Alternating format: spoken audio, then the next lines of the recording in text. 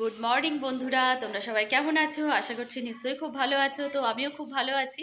তো আজকে সকাল সকাল ভিডিওতে চলে এসেছি। তো দেখো, আমি আজকে খুব শখ করে কালকে দুদিকে ঝুঁটি বেঁধেছি। তো আমাকে কেমন লাগছে একটু সবাই কমেন্ট করো প্লিজ। তো দেখো, অনেকটা বড় চুল ছিল আমার। তো কেটে আমি একদম ছোট ছোট করে দিয়েছিলাম পুজোর সময়। তো এখন ছোট চুল আমার একদম ভালো লাগছে না। তো কি করব বলো? তো সেই জন্য আমি দুদিকে ঝুঁটি বেঁধে নিয়েছি যাতে চুলটা আমার খুব তাড়াতাড়ি বড় হয়। তো চলো দেখতে থাকো আমি আজকে কি কি করি। আজকে ওয়েদারটা সকালবেলা এত মেঘ ছিল আকাশে, তো সকালবেলা উঠে ভাবলাম একটু খিচুড়ি রান্না হবে আজকে।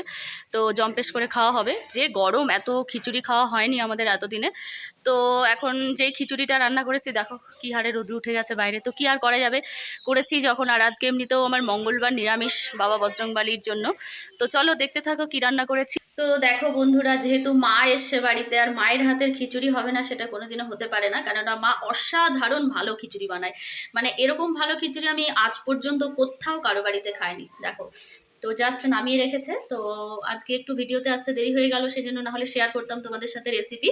তো তার সাথে দেখো আবার এটা মিক্সড সবজি হচ্ছে। খিচুড়ির সাথে ঘাটি তরকারি হবে না, বা লাবড়া যেটা বলো তোমরা, সেটা হবে না, সেটা কখনো মানা যায় না। তো সেটার সাথে আমাদের ঘাটি তরকারিও হচ্ছে। তো এটা জাস্ট হচ্ছে। আর যেহেতু আমি করলা খেতে খুব ভালোবাসি, তো আজকে সেজন্য খিচুড়ির সাথে আমি আমার জন্য একটুখানি করলা কেটে নিয়েছি, সেটা হবে।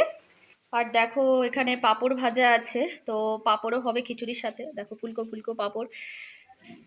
তো বন্ধুরা, তোমরা কে কে খিচুড়ি খেতে পছন্দ করো?